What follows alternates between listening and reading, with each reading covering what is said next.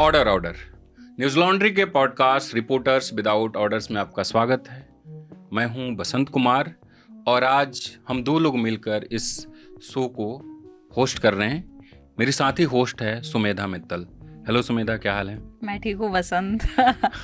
आप में से जो लोग नियमित रूप से हमारे RWO के लिसनर हैं, जो हमें यूट्यूब पे या दूसरे तमाम प्लेटफॉर्म पे सुनते हैं, पिछले 2 सप्ताह में आपने ज़रूर हमें मिस किया होगा, क्योंकि ये पॉडकास्ट पिछले 2 सप्ताह में नहीं आया है। इसके पीछे कुछ कारण है, क्योंकि वर्तमान में जो फॉर्मेट है और जो हमारा ये पॉडकास्ट, हम इसको कुछ दिनों के लिए रोक रहे हैं। हम एक नए कलेवर में, एक नई तैयारी के साथ आपके पास आएंगे, तब आपसे सुझाव भी लिया जाएगा। लेकिन जो अब तक मुझे ठीक से याद है, मुझे खुद यहाँ 7 साल होने जा रहे हैं। जब मैं आया था तो ये पॉडकास्ट चल रहा था। तब हमारी जो साथी थी चेरी अग्रवाल, वो इसको होस्ट किया करती थी। फिर स्निग्धा शर्मा ने होस्ट किया। उसके बाद से हम रिपोर्टर अलग अलग वीक में होस्ट करते थे। कोई परमानेंट होस्ट उसके बाद नहीं आया। तो अभी जो जिस रूप में आपको दिखता था, उसमें बदलाव के साथ हम वापस आएंगे, तब आपसे सुझाव भी लेंगे। लेकिन ये जो चल रहा था वो आखिरी है, इसलिए हमने सोचा कि जितने हमारे अभी वर्तमान में रिपोर्टर साथी हैं उनको बुलाया जाए, उनकी कुछ यादें साझा, उनसे यादें ली जाए और कुछ जो इम्पोर्टेंट स्टोरी है उस पर बात की जाए। बट हम आई थिंक बाकी रिपोर्टर से बात करें। आई थिंक बसंत, मुझे सबसे पहले आपसे ये पूछना है, हाँ। ये क्या पहला पॉडकास्ट था जो आपने रिकॉर्ड करना स्टार्ट किया था? हाँ, मतलब जब हम लोग आए थे तब एक ही होस्ट थी परमानेंट, चेरी अग्रवाल। तो तब हमको 3 महीना लगा था इस पॉडकास्ट में कोई अच्छी स्टोरी करके एंट्री करने के लिए। तब हमको लगता था कि भाई, क्योंकि उसमें तमाम तब अलग अलग रिपोर्टर आते थे जो काफ़ी नामचीन हैं। तो मेरी 3 महीने बाद इस पॉडकास्ट में एंट्री हुई थी। तब कैसा लगा था आपको? बड़ा मजा आया, मतलब मजा क्या आया कि एक अपनी आवाज़ को, क्योंकि हम वीडियो स्टोरी पहले किया करते थे, यहाँ भी आके वीडियो टेक्स्ट किया, दोनों करते, लेकिन एक नया मीडियम था जिसके बारे में हम लोग कॉलेज में पढ़ते थे कि रेडियो ऐसी भाषा है जो सबसे आम लोगों तक पहुंचने वाला मीडियम है, जिसमें आपको ऐसे बोलना चाहिए कि वो गांव में बैठा हुआ किसान जो खेत में काम करते हुए रेडियो सुन रहा है और एक बार में उसको समझ में आ जाए। ये काइंड ऑफ रेडियो ही है, लेकिन डिजिटल रेडियो है। राइट। तो काफ़ी मज़ा आया। और उसके बाद से एक ही पॉडकास्ट है जिसमें मैं नियमित रूप से आता जाता रहा हूँ, कभी होस्ट के रूप में, कभी गेस्ट के रूप में। आई थिंक बसंत सबसे ज्यादा पंक्चुअल होस्ट है, बेस्ट होस्ट है इस पॉडकास्ट के। एंड बिल्कुल, ये हम दोनों तो मानते हैं। हाँ। तो हम पॉडकास्ट को शुरू करते हैं। मैं चाहूँगा कि कुछ याद हो, ख़त्म नहीं हो रहा है, हम नए रूप में आएंगे, लेकिन जो ख़त्म हो रहा है उसकी यादें कुछ याद हो आपको। प्रत्युष, शिव, अनमोल, अवधेश जी और प्रतीक सर। प्रतीक सर तो मुझसे पहले से ऑर्गेनाइजेशन में है, न्यूज़ लॉन्ड्री में। तो आपकी याद में RWO कब से है? आपको आपका पहला कुछ अगर थोड़ा बहुत बता सके, फिर हम स्टोरी पे आएंगे। तब मैं आई थिंक इसमें काम नहीं करता था, न्यूज लॉन्ड्री में। अच्छा मैं सकाल टाइम्स में था। जी। तब वो कोरेगांव भीमा वाला केस हुआ था।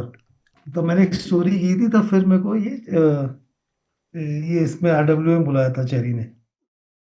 तो फर्स्ट टाइम तब का याद है मुझे। अच्छा, ये तो अलग ही बात है फर्स्ट RWO किया था तो। रिपोर्टर बनने से पहले आप इसके गेस्ट रह चुके हैं, मतलब न्यूज़ लॉन्ड्री के रिपोर्टर बनने से पहले। न्यूज़ हाँ, लॉन्ड्री न्यूज लॉन्ड्री के रिपोर्टर बनने से पहले। हाँ, आप लोग अपना साझा करें।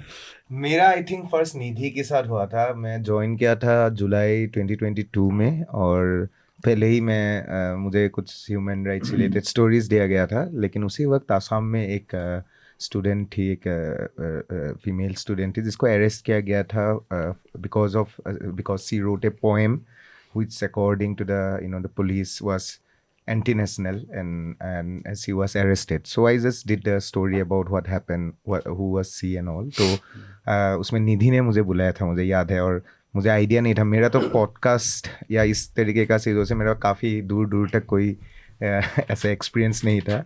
तो that was the first time. और मुझे वो पॉडकास्ट मैंने जब किया, मेरा जो आसाम के भी दोस्त लोग थे उन लोगों ने सुना था, और मुझे इतना अपनी आवाज़ को सुनने का वो था, मतलब एक समझ में क्या अपनी आवाज़ को कैसे सुन पाए, बहुत वो लगा था। और मैंने खुद नहीं सुना था उस फर्स्ट पॉडकास्ट को। आई थिंक कोई भी नहीं सुनता, अपनी आवाज पहली बार सुनने में हमेशा बुरी लगती है। बहुत लगता था, मतलब मुझे बहुत और लगा था, मतलब मैं किसी को बोल भी नहीं रहा था कि ऐसा। और उन लोगों ने, क्योंकि नया नया न्यूज़ लॉन्ड्री ज्वाइन किया था, सबके लिए एक एक्साइटमेंट होता है क्या कर रहा है, और देख गया सोशल मीडिया में कि मेरा फोटो लगा देते हैं ना, वो एक हमारी पॉडकास्ट का, तो देख के सब सुन सुन के फोन कर रहा है, इतना वो हुआ था ना, बहुत एम्ब्रेसिंग था to be honest. I think Basant के साथ साथ अवधेश भी उतने एंथुजियास्टिक होते हैं इस पॉडकास्ट के लिए, होते थे। कंपटीशन तो चलता है। Healthy competition. हेल्दी। अब अवधेश आपकी बारी। तो मेरी पहली याद कुछ यूँ है कि ऐसी एक बार बात चल रही थी, तो किसी ने कहा कि बताइए रिपोर्टर जो है क्या स्टोरी कर रहा है, इसको अभी RWO में भी नहीं आया ये। मतलब ये मेरी नहीं, किसी और की बात चल रही थी। तो तब मैं मतलब रिपोर्टिंग में जा रहा था, तो अपने ऑफिस में NL में। हाँ, तो मैंने कहा यार मतलब मैं रिपोर्टिंग करूँगा तो मतलब ये भी एक पैमाना है कि अच्छी रिपोर्ट होगी तभी इसको बुलाया जाएगा इधर। तो लेकिन जब इधर आए तो फिर मतलब कुछ दिन बाद ही मतलब एक दूसरी तीसरी स्टोरी पे ही मुझे बुलावा आ गया, तो मुझे लगा कुछ तो अच्छा हो रहा है। फिर बुलाया गया, बैठे इधर, तो ये तो याद नहीं किसके साथ था, लेकिन फिर तो कंटिन्यू मतलब महीने में 1-2 बार नंबर आ ही जाता था। मेरा भी मेरे को याद नहीं किस स्टोरी के लिए मेरे को बुलाया गया था, बट उस समय होस्ट आई थिंक निधि कर रही थी उसको होस्ट। आई थिंक या तो मुंडका में उस समय फायर हुआ था, और सबसे पहले मैं जब न्यूज़ लॉन्ड्री ज्वाइन किया, सबसे पहले जिसको कॉल किया था मैंने अवधेश को कॉल किया था, और उस समय अवधेश भी वहाँ पे था। अवधेश तो रात को निकल गया था। हाँ, मैं रात को था, रात भर उधर ही था मैं। और फिर मैं सुबह गया था, तो आई थिंक मुंडका फायर के उस पर मैंने ग्राउंड रिपोर्ट किया था, उसके लिए बुलाया गया था। या फिर उसके बाद एक RSS का जर्नलिज्म अवार्ड था जिसको मैंने अटेंड किया था, उस पर भी एक नारद मुन्नी वाला तो आपने किया था, उसके बाद एक और हुआ था। अच्छा, वो काफ़ी बड़ा था। अच्छा। तो मैं तो वीडियो इतना करता नहीं हूँ, और कैमरे के सामने फर्स्ट टाइम मेरा अपीयरेंस था, तो काफ़ी नर्वस था मैं तो उस समय भी। और ये है कि पॉडकास्ट में खुद की आवाज़ सुनना इतना अच्छा नहीं लगता। तो सही बात है। तो उसके आई थिंक एक माध्यम भी था ये जो प्लेटफॉर्म है RW रिपोर्टर्स विदाउट ऑर्डर्स का, कि आप ये भी बताते हैं कि आपने जो स्टोरी किया है उसके पीछे आपका प्रोसेस क्या था, लोगों को बता दें। लोग हो सकता है लोगों को जानने में उत्सुकता भी है कि रिपोर्टर काम कैसे करता है, अगर कहीं ग्राउंड पे गया है, या फिर कोई डेटा स्टोरी किया तो डेटा कहाँ से निकाला, कैसे निकाला, उसको कैसे स्टडी किया, कैसे एनालाइज किया, या फिर जैसे कुछ प्रोफाइल की है मैंने, तो ANI को पर कैसे मैंने काम किया, कितना टाइम लगा उस पर, या JP नड्डा का स्टोरी है उस पर कितना काम किया मैंने, कैसे कहाँ कहाँ हम गए। तो ऐसे लोगों को ध्यान में रहता है कि ये जो काम कर रहे हैं इसमें हम जैसे बार बार बोलते हैं कि हमें सब्सक्रिप्शन की ज़रूरत है, हमें आप सपोर्ट कीजिए।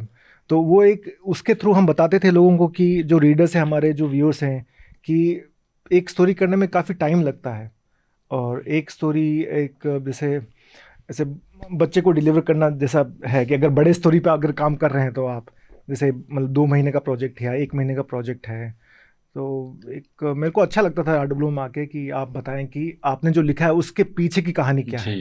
जैसे प्रतीक सर हैं जो न्यूज़ लॉन्ड्री में आने से पहले न्यूज़ लॉन्ड्री के पॉडकास्ट में आ चुके हैं। अनमोल के पास भी एक रिकॉर्ड है कि न्यूज़ लॉन्ड्री में आने से पहले न्यूज़ लॉन्ड्री को इंटरव्यू दे चुके हैं। किसने लिया था इंटरव्यू? अवधेश जी ने इंटरव्यू किया था अनमोल के साथ। एक जंतर मंतर पे एक हादसा हुआ था, अनमोल कहीं और जर्नलिस्ट हुआ करते थे तब। तुम्हारी तो बहुत लेटेस्ट याद होगी, हम सब में शायद सबसे नए तुम ही हो। तुम्हारी क्या याद है, बताओ। एग्जैक्टली मुझे तो ये याद नहीं है कि पहला पॉडकास्ट कौन सा था मेरा, पर मैं ये बता सकता हूँ कि कौन सा मुझे याद रहा जी। पॉडकास्ट। पहली बार जब जो पॉडकास्ट मुझे अच्छा लगा वो था कि हमने नूह का, जब नूह में वायलेंस हुआ था उसको कवर किया था। तो उसके बाद आप होस्ट कर रहे थे उस पॉडकास्ट को, तो उस पर मैं आया था। तो उसमें काफ़ी उस टाइम की वो बातें, जैसे मैं वहाँ गुरुग्राम में था जब मेरा फ़ोन बंद करवा दिया गया था, उसके बाद जो हमने उसके बाद उसके पीछे की बैक स्टोरी, क्योंकि हमारी वो स्टोरी गई थी और मैंने वो ट्वीट किया था कि मेरे साथ मेरा कैमरा बंद करवा दिया गया, लेकिन उसकी बैक स्टोरी किसी को नहीं पता थी।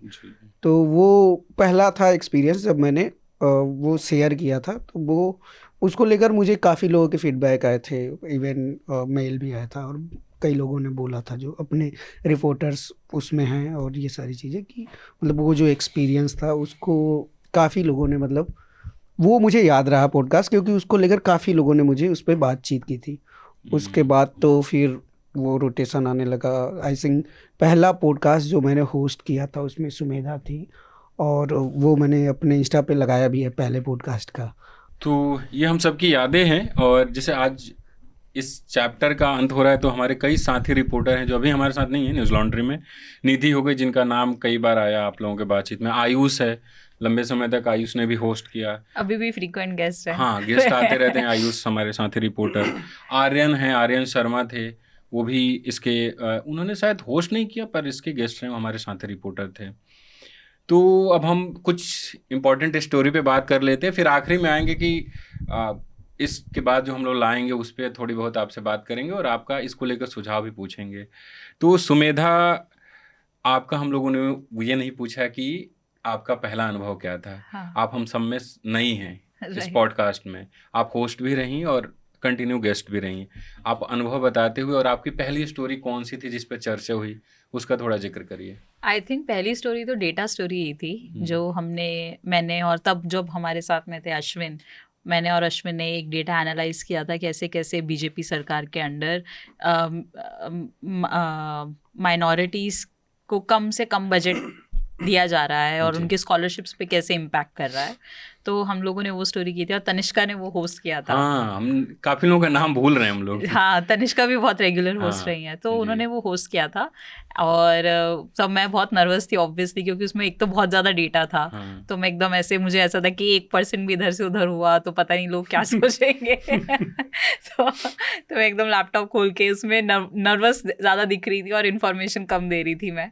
तो वो था पहला पॉडकास्ट, क्योंकि तनिष्का ने मुझे बुलाया था। तनिष्का ने बोला अरे तुम आओ, मैंने बोला ये इतनी अच्छी स्टोरी नहीं है RWO के लिए। हाँ। तो तनिष्का ने बोला नहीं नहीं यार, डेटा स्टोरी है। तो हाँ, तनिष्का भी हमारी साथी रिपोर्टर अभी हाल तक थी। अभी हाँ।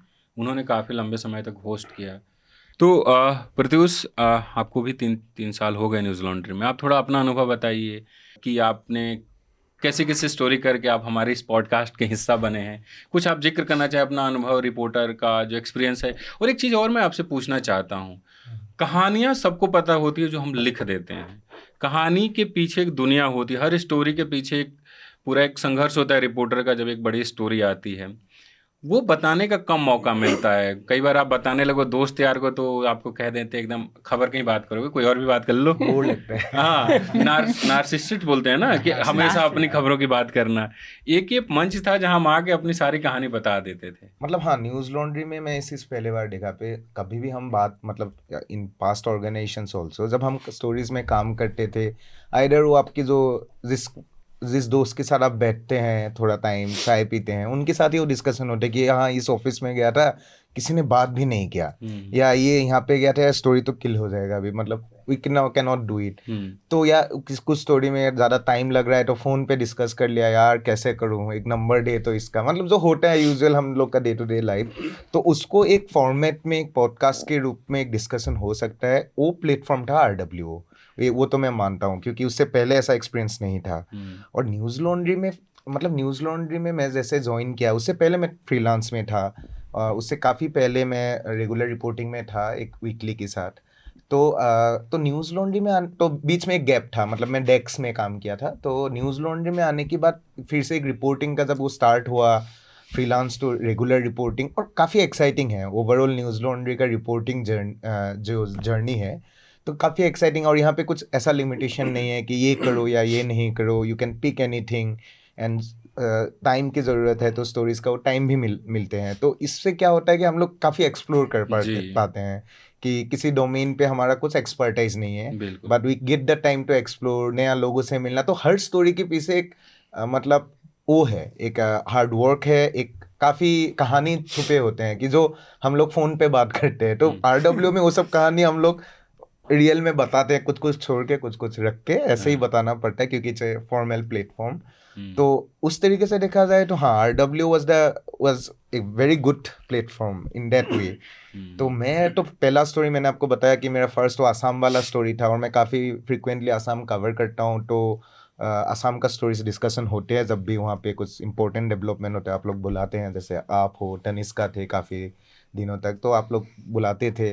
और मैं हमेशा, मतलब मेरा एक जो बोलने का या कैमरा से एक मतलब वो होता है ना कि एक अनकंफर्टेबल Friendly नहीं हो। फ्रेंडली नहीं है। ये वाला चीज आरडब्ल्यू ने काफी हद तक कम कर दिया जी कि you can speak any language, because मैं भी एक असम से आता हूँ, हम लोग की वहाँ पे भी एक एक्सेंट अलग है, और हमारा भी एक बैकग्राउंड कोई ऐसा मतलब प्योर इंग्लिश लाइक एजुकेटेड वो वाला भी नहीं है, तो उसमें हम लोग हमेशा वो बोलने की चीज़ों में कुछ कुछ रहता है अनकम्फर्टनेस, तो उसको काफ़ी दूर तक आरडब्ल्यू ने कंफर्ट किया था कि ईजी है। और obviously thanks to the host like you, Taniska, and all those hosts whom I have made in this platform RWO, they have also made me comfortable कि तुम बोलो, मतलब उसमें तुम लैंग्वेज या किसी पे वो नहीं था, तो that way it was the very it was an experience that made me comfortable in front of camera or speaking anything whatever is going on in your mind. अभी भी मैं कोई भी सवाल आप पूछने से पहले इतना ज़्यादा टेंस नहीं हूँ, पहले में होता था जी कि क्या सवाल आएगा। इवन मैं फर्स्ट पॉडकास्ट में आई रिमेम्बर मुझे 3-4 सवाल बोल लिया गया था कि ये डिस्कस करेंगे हम लोग, तो होता है कि एक इजी होने के लिए। तो जी। Yeah that was my experience with RW. I think Pratyush ने बात बिल्कुल सही बोली कि हमें जो रेगुलर चीज़ें लगती हैं रिपोर्टर की लाइफ में, उसको कॉल करना, उस ऑफिस में जाना और हमेशा ऐसे बोल देना नहीं अभी इधर कुछ नहीं मिला, फिर बट वो मुझे भी काफ़ी शौक होता था कि हम जो ये बातें कर रहे हैं वो एक्चुअल में लोग सुनते हैं और उसको इंटरेस्टिंग भी पाते, उसके कमेंट्स होते थे और वो लोग बोलते थे वाओ न्यूज़ लॉन्ड्री में रिपोर्टर्स कितना दूर तक जाते हैं to find out the facts. तो मुझे काफ़ी शॉकिंग लगता था कि हम लोगों की लाइफ भी किसी को इंटरेस्टिंग लगती है। मुझे एक प्रोफेसर मिले थे सेंट्रल यूनिवर्सिटी के, उन्होंने मुझे आइडेंटिफाई किया था आरडब्ल्यू की वजह से। उन्होंने बोला कि आप न्यूज़ लॉन्ड्री में काम करते हैं ना? मुझे जी, तो हम आपका वो पॉडकास्ट सुनते हैं। तब मैंने सोचा कि मतलब कोई व्यक्ति है जो हमारा पॉडकास्ट सुन के हमें पहचान रहा है। स्टोरी की वजह से कई बार लोग मिलते हैं, बोलते हैं आपकी स्टोरी देखी थी, वीडियो में सब चेहरा दिख जाता है, पर एक पॉडकास्ट की वजह से उन्होंने मुझे बोला था कि मुझे आप लोगों को सुनना, पॉडकास्ट में सुनना अच्छा लगता है, क्योंकि स्टोरी तो हम 10 मिनट में पढ़ लेंगे, 20 मिनट में वीडियो देख लेंगे, उसके पीछे की जर्नी हमें कई बार सिखाती भी है कि मुश्किल आया, कुछ वैसी चुनौती है तो उसको कैसे निपटा के आगे बढ़ के डेटा एकत्रित करना। ये मेरे साथ भी हुआ है। मेरी जो किरण बेदी वाली स्टोरी थी आनंद और मेरी, तो उसके अंदर मैं उसी दिन किसी former DG of Uttar Pradesh का एक इवेंट था, मैं उस इवेंट में गई थी और वहाँ पे कोई मिला तो वो बोलते अरे आप वही है ना, अभी तो मैं आपने किरण बेदी वाला स्टोरी किया, अभी हम आरडब्ल्यू सुन रहे थे। तो मुझे हैरानी हुई कि उन्होंने वो स्टोरी नहीं पढ़ा था बट वो पॉडकास्ट से वो स्टोरी समझे थे। सो अवधेश, आपका ऐसा कोई एक्सपीरियंस? हाँ बिल्कुल। तो अभी मैं गुड़गांव पे स्टोरी किया, तो वहाँ जो भी हो शहर की बनावट को लेके, मैं तो टाउन प्लानर को खोज रहा था कि कोई टाउन प्लानर मिल जाए ताकि मैं बात कर सकूँ कि भाई शहर की ऐसी स्थिति क्यों है, ज़रा सा बारिश होती है तो जाम लग जाता है, पानी भर जाता है। तो मुझे किसी ने नंबर दिया, तो एक लैंडस्केप आर्किटेक्चर हैं, उनको मैंने कॉल किया, निधि मदान। तो मैंने कहा मैम, इससे पहले मुझे कम से कम 5-7 लोग मना कर चुके थे बात करने के लिए। वहाँ इतना वो है कि लोग बात नहीं करते, खासतौर से टाउन प्लानर बिल्कुल बात नहीं कर रहे थे। Oh shit. हाँ, सुहेल सेठ से बात कर लेते। तो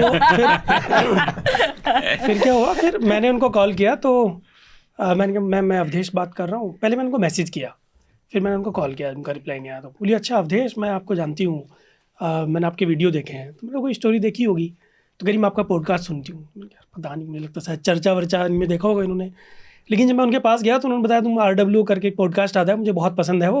और फिर मैं पूरे ऑफिस में उन्होंने मुझे सबसे मिलवाया कि अवधेश है न्यूज़ लॉन्ड्री से, और इनका आरडब्ल्यू एक बहुत अच्छा पॉडकास्ट आता है, ये बहुत अच्छा काम करते हैं, सबसे इंट्रोड्यूस कराया उन्होंने फिर मुझसे। राइट। तो मैंने कहा ठीक है, मतलब इस बहाने कम से कम मेरी वहाँ बातचीत हुई। फिर ऐसे ही उन्होंने, मुझे और किसी की ज़रूरत थी, फिर मुझे किसी और से मिलना था, तो उन्होंने उसको फ़ोन करके, तो उन्होंने कहा यार आप ही कर लो बात। बोले नहीं नहीं, न्यूज़ लॉन्ड्री से अवधेश, इसका पॉडकास्ट था, एक बार हम ऐसे जिक्र कर रहे थे। बोला अच्छा ठीक है। फिर मुझे उनका भी टाइम मिल गया। तो मतलब वो स्टोरी ऐसे हो पाई कि मुझे जानते थे वो लोग। हाँ, जैसे कि प्रत्युष बता रहा था कि ये एक प्लेटफॉर्म था जहाँ पे हम बता सकते थे कि स्टोरी के पीछे की स्टोरी क्या है। अब जैसे एक पॉडकास्ट में हम बात कर रहे थे कि एक कोई स्टोरी था ग्राउंड वाटर एक्सट्रैक्शन पे बाय इंडस्ट्रीज़ गाज़ियाबाद में। तो एक स्टोरी था जिस पे कर रहा था मैं काम। तो मैं गाज़ियाबाद गया था, वहाँ पे लोकल रिपोर्टर मिले मेरे को किसी इरिगेशन डिपार्टमेंट के ऑफिस में। तो उन्होंने पूछा कि आप क्या कर रहे हैं। अब मैंने कहा मैं दिल्ली से आया हूँ, रिपोर्टर हूँ, न्यूज़ लॉन्ड्री एक ऑनलाइन प्लेटफॉर्म है, न्यूज़ प्लेटफॉर्म है, उसमें रिपोर्टर हूँ। तो उन्होंने बोला कि आप यहाँ गाजियाबाद में रिपोर्टिंग थोड़ी कर सकते हैं। अब जैसे ऐसी दिल्ली बात, से आके गाजियाबाद में नहीं कर सकते। कि दिल्ली वाले दिल्ली में ही रिपोर्टिंग करें तो अच्छा है। अब ऐसी बातें जो हैं वो आप RW में डिस्कस कर सकते हैं, या आपके जो क्लोज फ्रेंड्स हैं उनके साथ बात कर सकते हैं एक दो। सही बात। तो ये ऐसी जो किस्से हैं, कहानियां हैं स्टोरी के पीछे की, वो कहाँ डिस्कस कर सकते हैं? जैसे कि एक जैसे ई वेस्ट रिसाइकलिंग का जो इन्वेस्टिगेशन अभी चल रहा है, इस पे काफ़ी टाइम लगा हमें, मतलब 1 महीना तो पूरे ग्राउंड घूम रहे थे हम। 4 स्टेट हमने कवर किया उसमें, और 10 सिटीज़ को कवर किया। तो वहाँ पे साथ में जो ड्राइवर्स थे मेरे, 2 ड्राइवर थे, मतलब उत्तर प्रदेश और उत्तराखंड का जो लेग है उसके लिए एक ड्राइवर था, और जो हरियाणा और राजस्थान वाला जो था वो सेकंड लेग में था, वो उसमें भी एक ड्राइवर थे। तो ड्राइवर भी कितने इन्वॉल्व होते हैं हमारे साथ जब आप इन्वेस्टिगेशन कर रहे हैं। तो जैसे हम एक रिसाइकलिंग प्लांट से दूसरे रिसाइकलिंग प्लांट में जा रहे थे, तो कम से कम स्टार्टिंग के 10 रिसाइकलिंग प्लांट्स, ई वेस्ट के रिसाइकलिंग प्लांट्स विजिट करने के बाद ड्राइवर को भी समझ आने लग गया कि रिसाइकलिंग प्लांट्स दिखते कैसे हैं। तो जैसे में हम रोड पे जा रहे हैं तो एक जैसे मोस्टली वो क्या है कि ब्लू टिन शेड होता था उनका, तो वो रास्ते में बोलता था सर ये देखो ये भी हो सकता है रिसाइकलिंग प्लांट। तो ऐसी कहानियाँ और ऐसे जो किस्से हैं वो RW में ही कर सकते थे, कि रिपोर्टर कैसे काम कर रहे हैं, रिपोर्टर को क्या क्या मिल रहा है, कौन कॉल उठा रहा है, कौन कॉल नहीं उठा रहा, कौन क्या जवाब दे रहा है। ये बात तुमने बहुत सही कही कि जो हमारे साथ ड्राइवर्स होते हैं, मोस्टली तो हम लोग मोजो करते हैं या अकेले जाते हैं ड्राइवर्स के साथ। प्रोड्यूसर कम रहते हैं हम लोगों के साथ, या कोई और कम रहता है। तो ये जैसे बता रहे कि वो ड्राइवर भी आइडेंटिफाई करने लग जाते हैं। तो हमारे जो प्रीतपाल जी हैं, जो हमेशा कैमरामैन भी बन जाते हैं। तो प्रीतपाल जी, ऐसा हुआ था कि जब नूह का वायलेंस हुआ था, तो नूह वाला जब वायलेंस था, प्रीतपाल जी साथ में थे। तो क्या होता था कि जैसे मैं किसी से बातचीत कर रहा हूँ, ठीक है, तो प्रीतपाल जी क्या करते थे कि जो बाकी लोग हैं जो बातचीत कर रहे हैं, जिनका कुछ नुकसान हुआ है, तो अब चूँकि टाइम कम रहता है इस तरह के वायलेंस में, आपको बहुत कम टाइम लगता है और रिस्क भी रहता है। तो अब जल्दी से आपको भाग भाग के कई लोगों से बात करना होता है, सो दैट थोड़ा एक कॉम्प्रिहेंसिव व्यू आ सके पूरी चीज़ का। तो प्रीतपाल जी क्या करते थे कि सर अनमोल जी, इनके साथ भी हुआ है, इनका ये दुकान इधर टूट गई है, मैंने इनका पता कर लिया है। हाँ, तो अगर वो गाड़ी पे खड़े हैं तो कोई जा रहा है रास्ते से, तो सर ये बता रहे हैं कि उधर भी 2-4 गाड़ियाँ जली हैं। तो लाइक कि वो उसमें वो इन्वॉल्व हो जाते हैं, वो उनको भी स्टोरी समझ में आने लगती है ये बात। और ये बात जैसे मैं वहाँ था, डोडा गया था जब, तो वो फर्स्ट टाइम वो हमारे जो यहाँ के ड्राइवर्स होते हैं वो नहीं थे, मैंने वहीं से हायर किया था। तो वो भी 22-23 साल का वो लड़का था, वो जो ड्राइवर था। पर पहले दिन उसको लगा कि वो मीडिया का एक इमेज होता है ना, कि दिल्ली से आया है मीडिया वाला, तो इसको ये करना है, इस पॉपुलर स्पॉट पे लेके चले जाओ, यहाँ लेके चले जाओ, वो वाले में वो था। तो उसको एक दिन लगा तो समझने में कि मैं करना क्या चाह रहा हूँ। फिर वो समझ गया कि मैं कहाँ कहाँ जाना चाहता हूँ, कि भाई ऐसी जगह पे ले चलो जहाँ कोई नहीं गया हो, या फिर उस नेता के पास जाना है तो जाना है, ठीक है। तो वो खुद ही अच्छा, उस वाले नेता से, वो तो मेरे रिलेटिव में आते हैं, सर मैं बात करता हूँ, हो सकता है सुबह मिल जाएंगे, क्योंकि बहुत कम टाइम होता है। और पहाड़ों का जो रिपोर्टिंग एक्सपीरियंस होता है उसमें ये है कि आपको ट्रैवल ज़्यादा करना है और आपको टाइम बाकी बातचीत के लिए कम मिलता है। ये बहुत पहाड़ों का ड्रॉबैक ये है कि आपको हो सकता है 4 घंटा ट्रैवल करना पड़े, लेकिन बात आपकी वहाँ पे आधे घंटे का काम है। तो वो ऐसे कॉम्प्रिहेंसिव लॉन्ग फॉर्म में 4-5 कैंडिडेट का इंटरव्यू करके, उनका कैंपेन कवर करके, बड़े रैलियाँ कवर करके 3 दिन में आपको एक कॉम्प्रिहेंसिव स्टोरी देना है, तो वो टफ था। तो उसमें वो लड़का हेल्प करने लगा, और फिर वो बाद में बहुत एक अटैचमेंट भी हो जाता है कि यार ये आदमी बहुत सही था। और कभी कभी ड्राइवर जो है खराब भी मिल जाते हैं। मेरा सवाल था, मेरा यही सवाल था। मुझे मेरे 7-8 साल के करियर में सिर्फ 2 बार ड्राइवर ऐसे मिले हैं जिनको अंत में मुझे बोलना पड़ा, आप जाइए, मैं ओला उबर से काम चलाऊंगा, आज कल दूसरा ड्राइवर बुलाऊंगा। मेरे साथ लेकिन एक एक्सपीरियंस बहुत अच्छा हुआ था। मैं जब फर्स्ट न्यूज़ लॉन्ड्री में आया था, मतलब आने के 6 महीने बाद ही मुझे एक NL सेना के लिए भेजा गया था, छत्तीसगढ़, आंध्र प्रदेश एंड तेलंगाना बॉर्डर में। तो एरिया बेसिकली मतलब वहाँ पे तेलुगु बोला जाता है ना, हिंदी छत्तीसगढ़ बेल्ट में थोड़ा बोला जाता है, बट मेनली तेलुगु था। तो मैं जब ये तेलंगाना और आंध्रा की बॉर्डर्स में घूम रहा था, मुझे एक अंकल मिल गया था। तो अंकल का नंबर भी अभी सेव है, हाँ, और अंकल का इंग्लिश से लेके हिंदी कुछ भी उनका मतलब वो नहीं है। और दोनों के बीच में क्या लैंग्वेज में दोनों बात कर रहे थे ना, कभी मुझे भी समझ नहीं आता है, उनको भी नहीं आता है। मतलब he is a very like old man, but इतना हमारा बॉन्डिंग बन गया था, लास्ट में मुझे आना था हैदराबाद। उन्होंने मुझे वहाँ पे जो भद्राचलम है, मैं भद्राचलम के वहाँ पे था, और उन्होंने खुद खबर किया कि भाई बस है कि नहीं, खुद कुछ था, मतलब बस का टाइमिंग बहुत लेट था। तो उन्होंने बोला कुछ नहीं, मेरा बेटा हैदराबाद में पढ़ रहे हैं, तो एक काम करता तुम आधा ही दे दो, मुझे पैसा का लेन देन नहीं है, उसको भी मिलने जाना था, दोनों एक साथ चल रहे हैं, just because he wants to be with me for one more day. मतलब एक दिन हम दोनों और मस्ती करते हैं वाला, मतलब कि बातचीत करते हैं, और पूरा बातूनी था। और ऐसे ऐसे जंगल में गाड़ी लेके गया है, उस एरिया में काफी जंगल के अंदर हमें जाना पड़ा था। वी आर कवरिंग दिस गुट्टी कोयस बोलते हैं वहाँ पे, जो बेसिकली छत्तीसगढ़ से तेलंगाना आंध्र प्रदेश में माइग्रेट करके वहाँ पे जंगलों में रहते हैं, because of the violence of Maoist as well as the armed forces. तो उन लोग की जो गांव होता था जंगल में 5, 6, 7, 8 किलोमीटर दूर, और उनका था एक स्विफ्ट डिजायर, वो भी कोई वो वाला नहीं है, ग्राउंड क्लियरेंस अच्छा गाड़ी भी नहीं है, उसको लेके धीरे धीरे जाएंगे, लेकिन वो मुझे लेके जाएंगे रात की 9-10 बजे तक जंगल के अंदर से निकाल के लाना। कौन पॉलिटिशियन वाला जो तू बात बोल रहा है, सेम मेरे साथ हुआ है कि इनसे बात कीजिए, ये मेरा कोई दोस्त का भाई है, तो वही फिक्स करके दिया। मेरा तो लैंग्वेज भी बैरियर हो रहा है, तो वो समझा नहीं पा रहा है, तो अपनी बेटा को फोन लगा के बोल रहे इसको ये बोल दो, मतलब, और ये मुझे इंग्लिश में बता रहा है कि ये बात हो रहा है, तो काफी मजेदार होता है। मेरे साथ अभी एक बड़ा खराब अनुभव रहा कि मैं अभी हाथरस गया था हाफ एनकाउंटर स्टोरी के लिए, उसका एक पार्ट आ गया, सेकंड अभी आने वाला है।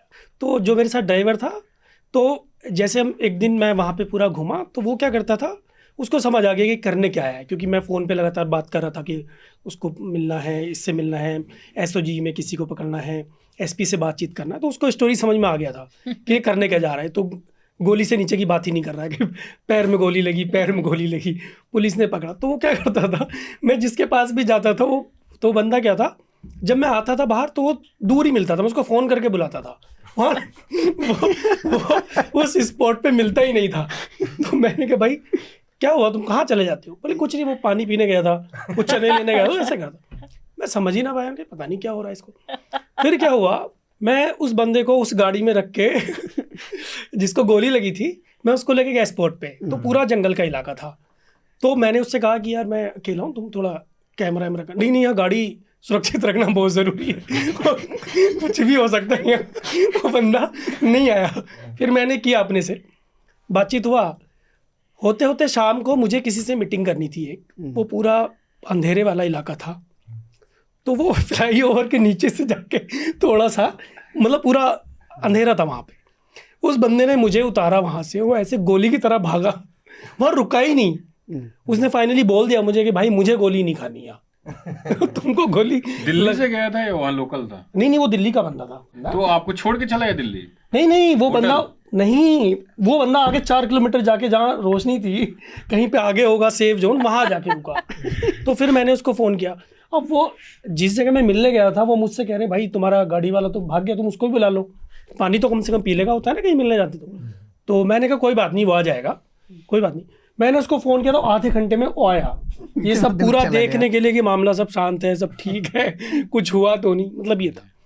एक अच्छा अनुभव ये था कि जब मैं संभल गया था, तो एक सरदार जी यहाँ से गए थे, तो वहाँ मैं करीब 3 दिन उधर रहा। तो वहाँ जब मैं एक मंदिर में गया था, मंदिर के पुजारी से, जिसने पूरा विवाद खड़ा हुआ था जिसकी पिटीशन के बाद से, तो वो बंदा क्या था, वो इतना बढ़िया, मतलब वो समझ में आ गया था उसको एक दिन के अंदर कि वो ना, मतलब जैसे हो रहा था ना कि मुझे जैसे पुलिस वालों ने घेर लिया था वहाँ पे, तब भी वो मेरे साथ खड़ा था। 50-60 पुलिस वालों ने मेरा पूरा वीडियो बना के, मेरा आई कार्ड चेक करने के बाद, बड़े पुलिस अधिकारियों को बुलाने के बाद मुझे छोड़ा था वहाँ। वो बंदा तब भी मेरे साथ खड़ा था। जब मैं मंदिर में बाबा से बात करने गया था कैमरे पे, तो वही मेरा कैमरा कर रहा था, तो वहाँ गनर खड़े हुए थे आसपास। तो मैंने उसको इशारा किया था, जब तक मैं मना ना करूँ, मतलब ऐसे ना करूँ, तब तक आप कैमरा करते रहना, क्योंकि होता है ना कि आपको डांट, मैंने कहा अरे हो गया, बहुत हो गया, ऐसे करते हैं ना बहुत जगह। तो वो इतना बढ़िया बंदा था, कैमरा कर रहा था, बार बार ना गनर उसको बोल रही थी बंद करो ना, क्योंकि मैं सवाल ऐसे पूछ रहा था। हो गया ना। वो बंदा इतना बढ़िया था सरदार जी, वो पूरा रिकॉर्ड किया, वो भी सब कैच हो रहा है, जो वो बोल रहे हैं कि भाई हो गया ना, वो बंदा अच्छा ठीक है कर रहे हैं, वो घुमा उनका भी विजुअल ले रहा है, वो अल्टीमेट यार, काफी अच्छा बहुत जबरदस्त। हम अब प्रतीक सर के पास आते हैं। आपने सुनी हमारी बात ही, यहाँ पे भी बात हो रही है कि जो ड्राइवर हैं, रिपोर्टिंग के एक बहुत बड़ा हिस्सा होते हैं ड्राइवर, क्योंकि वो हमारा फ्रस्ट्रेशन भी देखते हैं। जब हमें चीज़ें नहीं मिलती तो हम गाड़ी में बैठ के उल्टी सीधी बातें करते हैं, 10 लोगों को फ़ोन करेंगे।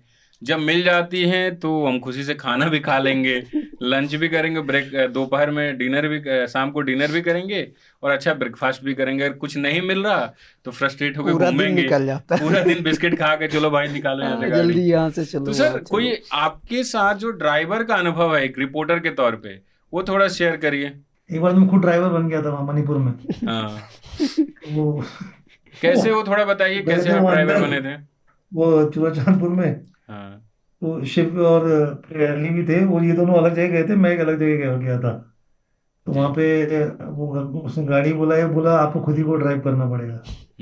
तो वो ड्राइवर गाड़ी लाए घूम रहा था मैं। ड्राइवर अधिकतर मेरे को अच्छे मिले, लेकिन गोवा में जनरली लुटेरे ड्राइवर होते हैं, ये एक मेरा एक्सपीरियंस है। जी कि मतलब जैसे एमपी में मैं गया, महाराष्ट्र में कभी भी, मतलब बहुत ही अच्छे ड्राइवर्स रहे, बट गोवा में ड्राइवर कभी सही नहीं बने। एक बार जैसे हम लोग रिपोर्टिंग करने आ रहे थे, मैं और आदित्य, आदित्य को याद है क्या, बसंत? हाँ, आदित्य वॉरियर। हाँ हाँ हाँ, तो आदित्य भी साथ में था। अब वो जो एरिया था ना, वो थोड़ा जंगल का एरिया था, मतलब गोवा में ही बहुत इंटीरियर में था वो। जी जी। तो वहां पे हम लोग जा रहे, और वहां पे कुछ खाने पीने का इंतजाम नहीं, और ये जो ड्राइवर है वहां जाके उधम करने लगा जी कि मेरे को कुछ खाने को चाहिए, मेरे को कुछ खाने को चाहिए। तो तो कैसे उसको समझा रहे, मैंने कहा भाई अभी 1-2 घंटे तू शांत रहे, और फिर उसको शांत करा के कैसे तो लेके आए। और हार्डली कुछ 60-70 किलोमीटर हम लोग मतलब उस एरिया में घुसे होंगे, और लौटते में उसने हमसे 9-10 हज़ार रुपये ले लिए। जी। तो बस सर, वही एक ड्राइवर का मेरा थोड़ा खराब एक्सपीरियंस रहा, अदरवाइज तो ड्राइवर बहुत सही मिले। अभी तक जो जैसे प्रतीक सर ने अभी जिक्र किया अश्विनी के साथ इनकी एक रिपोर्ट की। अश्विनी हमारे पुराने साथी हैं, अश्विनी कुमार सिंह। तो वो हमारा एनएल सेना प्रोजेक्ट था जो मध्य प्रदेश में किस तरीके से मुस्लिम तबके के घरों को बुलडोज किया जा रहा था। आप उस हमारी स्टोरी को हमारे वेबसाइट पर जाके पढ़ सकते हैं। अवधेश ने अभी अपने हाफ इनकाउंटर का जिक्र किया, आप उस स्टोरी को हमारे यूट्यूब पे देख सकते हैं। दूसरा पार्ट उसका आने वाला है, पहला पार्ट रिलीज हो चुका है।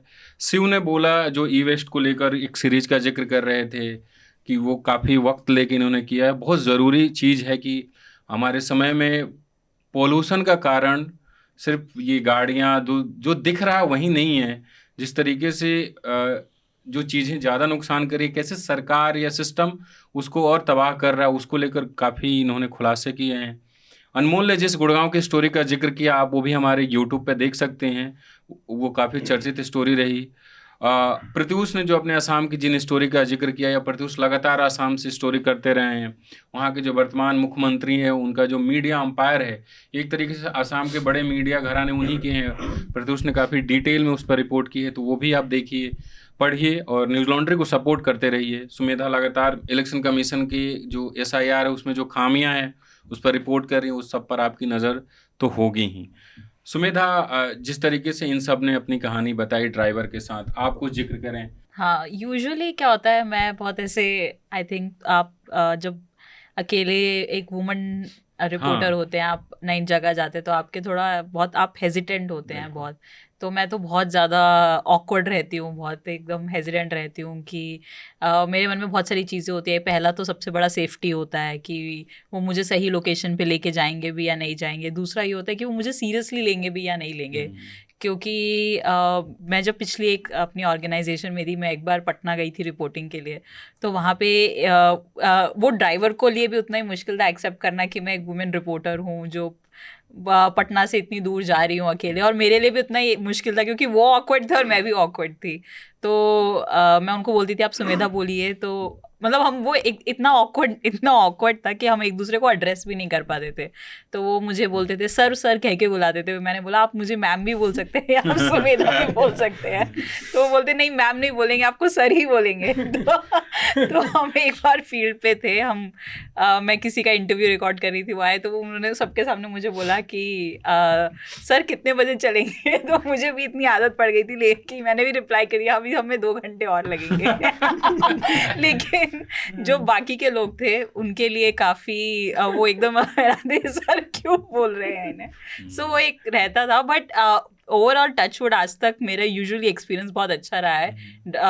हमेशा मुझे अच्छे ड्राइवर्स मिले हैं और हमेशा सेफ लोग मिले हैं। कई बार होता है कि यूजुअली कई बार होता है कि जो लोग यंग होते हैं उनके साथ एक अच्छा अनुभव रहता है, क्योंकि वो लोग भी काफ़ी एंथुजियास्टिक हो जाते हैं स्टोरीज़ को लेके, तो वो खुद से भी आपको बहुत सारे इनपुट बताते हैं। मतलब इनपुट ये नहीं कि कौन से लोकेशन में पुलिस स्टेशंस, डीएम ऑफिस, ये सब कहाँ मिलेंगे, उसके अलावा वो आपको कास्ट डायनामिक्स का समझाते हैं, उस एरिया का हिस्ट्री क्या है, क्या पॉलिटिक्स है।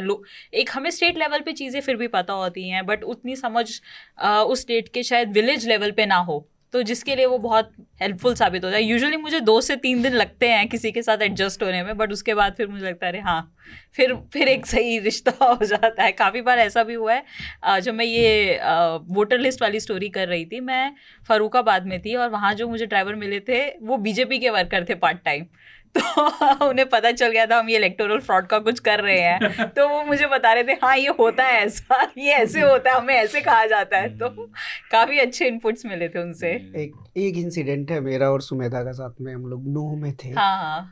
तो क्या हुआ था, हम लोग एफआईआर ढूंढ रहे थे, जो हाँ। वायलेंस का एफआईआर हुआ था, बहुत सारे माइनर्स को उसमें अरेस्ट कर लिया गया था। तो हम लोग को एफआईआर नहीं दे रही थी पुलिस, तो काफ़ी मतलब सुबह से शाम हो गया हम लोगों को इस थाने से उस थाने घूमते घूमते, कभी साइबर पुलिस के पास जा रहे हैं ऐसे वैसे। तो रात में हमने डिसाइड किया कि सुमेधा ने कहा कि 2 थाने हैं वहाँ पे नूह में, एक सदर है, एक दूसरा सिटी, दूसरा थाना है। तो हमने डिसाइड थोड़ी दूर पे 1-1.5 किलोमीटर गैप पे, तो हमने डिसाइड किया कि एक जगह सुमेधा जाएगी और एक जगह मैं जाऊँगा, सो दैट जल्दी से हमको, क्योंकि जो SHO थे वहाँ पे वो आए नहीं थे और वही टाइम था उनके आने का, तो वो फिर निकल भी जाते। तो मुझे ड्रॉप कर दिया गया एक पुलिस स्टेशन पे, फिर जो ड्राइवर थे उनके साथ सुमेधा दूसरे थाने पे गई। तो अब वहाँ थाने पे क्या हुआ, वो पूरा इंसिडेंट सुमेधा बताएगी, बहुत भयावह एक्सपीरियंस था। वैसा मैंने भी पहली बार देखा था। हाँ। कि ये अंदर गई और ये SHO से FIR के बारे में बातचीत हो रही थी, इन्होंने कुछ उनसे सवाल किया, उसके बाद क्या हुआ कि उन लोगों ने थाने की लाइट ही बंद कर दी। और उस पूरे थाने में पूरे थाने की लाइट कोई बंद कर दी। विमेन पुलिस ऑफिसर नहीं कोई थी, नहीं थी, सब कोई, नहीं थे। और उस एरिया के आसपास कोई भी नहीं था। मतलब पूरा सुनसान, पूरा डार्क कर दिया, और मैं अकेली मतलब मैं अकेली एक लड़की थी, और मैंने बोला ये आप क्या कर रहे हैं, आप ऐसे लाइट्स बंद नहीं कर सकते हैं। और उधर का सिग्नल भी कम था और मैं ड्राइवर को भी कॉल नहीं कर सकती थी। तो हाँ, पूरे वो बोलते हैं मैम ये थाना बंद हो गया है, थाने का क्लोजिंग टाइम है, इस वजह से। मैंने बोला ये थाना है, दुकान है जो बंद हो गई है रात के 9 बजे। उन्होंने लाइट बंद कर दी पूरे थाने की। तो बोलते अब आपको जाना पड़ेगा। तो मतलब वो तो मैंने काफी हंगामा मचाया, फिर मैंने अनमोल को जीत पे अड़ गई थी, नहीं FIR दो, अब तो आपको देनी ही पड़ेगी, क्योंकि मुझे मतलब यूजुअली मैं होती नहीं हूँ अग्रेसिव कभी भी किसी ऑफिसर से डील करते हुए, क्योंकि वो हमारा पार्ट नहीं है काम का। बट उसमें तो मुझे इतना गुस्सा आया था, क्योंकि आई थिंक उन्होंने इसी चीज़ का फ़ायदा उठाया था कि मैं एक वुमन हूँ और वो लाइट बंद करके मुझे इस तरीके से एक थ्रेट कर सकते हैं। तभी मैंने अनमोल को कॉल किया, मैंने ड्राइवर को कॉल किया, और तभी अनमोल आए, ड्राइवर आए, और उन्होंने बोला अरे ये क्या हो गया है। वो तो मतलब आई थिंक वो काफ़ी गूज़बम्स वाला एक्सपीरियंस था। और वो वायलेंस का टाइम था, कम्युनल वायलेंस उस जगह पे हो चुका था। सड़क पर कोई इंसान नहीं था, मतलब सिविलियंस नहीं था, पुलिस थी। और उस टाइम पर वो क्या एक्सपीरियंस है, सोच के ही ऐसे अभी धक धक होने लगा। सुमेधा ने पता नहीं कैसे डील किया था उसको, बहुत वो तो बहुत अभी सुमेधा की बातों से एक सवाल आया मेरे दिमाग में, मैं आप सबसे उस पर बात करूंगा कि हाल ही में मेरे एक साथी जर्नलिस्ट किसी का इंटरव्यू करने गए थे, 2 लोग थे वहाँ पे। क्या हुआ कि जो रिपोर्टर थे और जो दूसरे साथी थे वो मुस्लिम थे, और जो रिपोर्टर थे वो हिंदू थे। वो जिस जगह पे गए वहाँ पे बहुत सारी एंटी मुस्लिम बातें होने लगी। अब उस वक्त रिपोर्टर ने सोचा कि अगर मैं अभी कोई रिप्लाई देता हूँ तो चीज़ें ख़राब होंगी। उसने अपने लेवल पे समझाने की कोशिश की, थोड़ी बहुत, जो भी हल्का बोलका, लेकिन अब इंटरव्यू हो गया, फिर चीज़ें मतलब वो आपस लौट गए। तो फिर मुझे किसी ने कहा कि उस वक्त रिएक्ट करना था, समझाना था। तो मुझे ये समझना आप लोगों से कि कई बार हम लोग ग्राउंड पे होते हैं तो सिचुएशन ऐसा आता है कि थप्पड़ मार दें, कोई बदतमीजी कर दे, कोई अधिकारी आए मिले ना। मैं जब नया था तो एक इंसिडेंट मेरे साथ हुआ था। मैं एक जेलर से मिलने गया, मुझे स्टोरी के सिलसिले में जेल के अंदर जाना था, परमिशन लेना था, वो नहीं मिल रहा था। मैं नौजवान सा था, कॉलेज से निकला लड़का। मैंने बोल दिया सुनिए अभी मेरे पास बहुत एज है, अगर पढ़ना शुरू कर दिया तो UPSC तो निकाल ही लूँगा, ऊपर से मैं बिहारी हूँ। तो गुस्से में उसने मुझे आधे 1.5-2 घंटे तक वेट करवा दिया मेरठ में। तो मुझे गुस्सा है, मैंने बोला लेकिन गजब का कॉन्फिडेंस। मैंने कहा कि अभी मेरे पास एज है और यूपीएससी निकाल सकता हूँ, तो मुझसे मिल लीजिए, ऐसे मैंने बहुत गुस्से में। लेकिन जैसे थोड़ा अनुभव होता गया, काफी क्यूट धमकी थी आपकी। तब मेरा इंटेंशन ये हो गया कि मुझे इन्फॉर्मेशन निकालनी है। अगर कोई 2 शब्द बोल भी रहा है, जब तक वो लिमिट क्रॉस नहीं कर दे रहा है, तब तक मुझे शांत रहना है, अपने आप को डाउन करके भाई तुम सूचना दो। तो मैं आप लोगों का अनुभव जानना चाहता हूँ इसमें बसंत भाई, आपका जो सवाल है, इसका एकदम फर्स्ट आपको सवाल पूछना चाहिए अनमोल को, क्योंकि I think among us he had faced like this situation एकदम एग्जैक्ट, जो इसका जो जंतर मंतर वाला इंसिडेंट था, उसका वीडियो मुझे याद है। मैं ये नहीं कह रहा कि आप पे कोई हमला कर दे। नहीं, हमला के बाद भी आपको 2 घंटे बैठा दिया, नहीं, जैसे आपने बोला, जैसे एक सिचुएशन था, जिस सिचुएशन पे इसको एक मतलब एक प्रेशर बनाया गया था, हैकल किया गया था, एक प्रेशर बनाया गया था।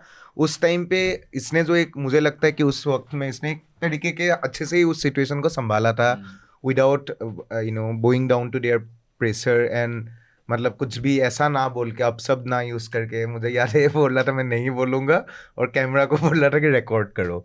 मतलब that was a good tackling of a like tense situation I think. मैं उन लोगों को बता भी रहा था कि कैमरा ऑन है, लेकिन फिर भी वो नहीं मान रहे थे। ये गलती कर रहे थे, कैमरा फोड़ देते हैं वो, उनके ध्यान नहीं, लेकिन हाँ, वहाँ भी कैमरा पर्सन जो हमारे थे उस टाइम के, आशीष नाम था उनका, है मतलब वो भी बहुत जुझारू टाइप के थे। उनको मतलब मेरी उनकी 7-8 महीने की जोड़ी हो चुकी थी, हम लोग साथ में काम कर चुके थे, तो उनका भी ये था कि नहीं, अगर जब तक हैं तब तक दोनों साथ में हैं, ऐसा भागना नहीं है किसी एक को छोड़ के, कि हम टीम हैं। तो वो उन्होंने भी मुझे बताया था कि उनके भी जब वो रिकॉर्ड कर रहे थे तो उनके भी कोई घुसा मार रहा है, कोई लात मार रहा है, इस तरह से उनके भी हुआ था। तो हमने बताया था इंटरव्यू में ये सारी चीज़ें। मेरे दिमाग में अभी एक किस्सा है, जो ई वेस्ट रिसाइकलिंग का जो इन्वेस्टिगेशन है, उसमें 1-2 बार ऐसा हुआ है मेरे साथ, जिसमें किसी ने धमकी दिया है या किसी ने वेल्ड इनडायरेक्टली मेरे को थ्रेट किया है। उसमें आपने कहा कि बिहार से हूँ, यूपीएससी की तैयारी कर सकता हूँ मैं, वैसा तो मैं नहीं किया, अब मैं भी नहीं कह सकता। हाँ, वो पहले की बात है। अब इतने साल से रिपोर्टिंग करें तो आप मैच्योर हो जाते हैं कि आपको क्या करना है, क्या नहीं करना है, कैसे रिप्लाई करना है, आपको अग्रेसिव नहीं होना है, आपका काम है रिपोर्टिंग करना, आपका काम है कि इन्फॉर्मेशन निकालना लोगों से। मैं हरियाणा में था, तो इस इन्वेस्टिगेशन के अंदर ये था कि मेरे को कुछ प्लांट है कि मेरे को काफ़ी मतलब पूरे दिन मेरे को मॉनिटर करना पड़ता था, मतलब कहीं खड़े होके, कहीं बैठ के। तो हरियाणा में था मैं, एक प्लांट था, तो उसको मैंने 3 दिन मैंने उसको मॉनिटर किया। तो अब उसके सामने तो बैठ नहीं सकता मैं, तो प्लांट से थोड़ा 50 मीटर दूरी पे आगे थोड़ा सा खेत टाइप का था, एक खेत था, और खेत पे क्या कि एक वो दीवार से घिरा हुआ था, दीवार बाउंड्री था, दीवार प्लॉट था। तो उस प्लॉट के ऊपर, दीवार के ऊपर बैठा हुआ था मैं, और वहाँ से मैं देख सकता था कि प्लांट में क्या चल रहा है, प्लांट में कितने लोग काम कर रहे हैं। तो मैं पूरे दोपहर बैठा रहा, लेकिन शाम के 4-5 बजे उसी जो खेत है, उसी खेत का जो ओनर है आके मेरे को बोलता है नीचे उतरो। तो मैं दीवार पे बैठा हुआ था तो मैं तो प्लांट पे देख रहा था कि कौन आ रहा है, कितनी गाड़ियाँ आ रही है, कितनी जा रही है, कितने लोग काम कर रहे हैं। तो उसने बोला नीचे उतरो। मैंने कहा सर ऊपर बैठे हैं क्या ऐसा है कि नहीं नीचे उतरो तुम अभी। तो मैं नीचे उससे पहले मुलाकात हुई थी? नहीं। अच्छा, पहले। तो मैं वहां बैठ के पूरा दिन मतलब उस प्लांट को देख रहा था कि कितने लोग काम कर रहे हैं वहां पे, क्या हो रहा है, क्या नहीं हो रहा है। तो वहां से दिख रहा था एकदम। और मेरे पास बाइक था, मैंने गाड़ी मना कर दिया था गाड़ी वालों को, काफ़ी नज़र में आ रही थी गाड़ियाँ, मैं जिस गाड़ी में जा रहा था। तो उसने नीचे उतारा मेरे को, उसने बोला कि क्या कर रहे हो यहाँ पे। मैंने कहा मेरा प्लांट में कोई दोस्त है काम करता है, उसका वेट कर रहा हूँ, अभी छुट्टी होगी। तो उसने बोला कि नहीं अभी निकलो यहाँ से। मैंने कहा अभी रोड पे तो खड़ा हो सकता हूँ ना मैं, रोड आपका थोड़ी है कि नहीं यहाँ रोड पे भी नहीं खड़े हो सकते। अच्छा। कि मैं लगाऊंगा तुम्हें मारूंगा अगर तुम यहाँ से नहीं निकले तो। अच्छा। फिर क्या करते हैं आप वहाँ पे तमाशा थोड़ी खड़ा कर सकते हैं आप। आप तो आप बस हाँ। तो मेरे को तो वैसे बैकग्राउंड में काम करना था कि किसी का अटेंशन नहीं हो, कोई ऐसा काम ना करूँ जिससे लोग मेरी तरफ आए कि अरे ये बंदा क्या कर रहा है यहाँ पे। तो फिर वैसे निकल गया। और एक और था कि यूपी में था, यूपी में भी रिसाइकलिंग प्लांट था, उसके अंदर गया मैं। तो उसका तो जो काम था वो बहुत फ्रॉडुलेंट काम था, बहुत मतलब खुले में वो फ्रॉड कर रहा था। तो उसने मेरे को प्लांट पे बुलाया, तो उसका प्लांट मैनेजर था, उसके प्लांट मैनेजर के साथ 1-2 बंदे और थे। तो वो मेरे को बता रहे थे कि इतना हम रिसाइल करते हैं, इतना करते हैं, इतने प्लांट हैं हमारे। तो साथ वाला बंदा बोल रहा है कि अरे फटाफट करो यार, क्योंकि पता लग गया था मेरे को कि उनके पास ऑथराइजेशन है उस प्लांट के लिए जो प्लांट एग्जिस्ट नहीं करता, या अंडर कंस्ट्रक्शन, मतलब काम चल रहा है, अभी दीवार ही बन रही है और वो कागजों में प्लांट काम कर रहा है। तो उसने उस प्लांट मैनेजर के साथ में जो बंदा था उसने बोला कि अरे फटाफट काम करो आप यार, मेरे को जेल भी जाना है। जेल भी जाना? हाँ। मैंने कहा जेल क्यों जाना है आपको? कि नहीं मेरा दोस्त है जो मर्डर कॉन्विक्ट है, उससे मिलने जाना है। ये तो इंस्टाग्राम वाला रील हो गया। तो मेरे को बोलता है कि मेरे पे भी काफ़ी केसेस हैं। मैंने ध्यान नहीं दिया, मेरा काम था भाई, आप मेरे को चाहिए इन्फॉर्मेशन। तो फिर वहाँ से बात करके फिर वहाँ निकला मैं। और भी मेरठ में भी काफ़ी, मेरे ड्राइवर के साथ हादसा हो सकता था, ड्राइवर को घेर लिया था लोगों ने। तो ड्राइवर को फिर मैंने वहाँ से निकाला।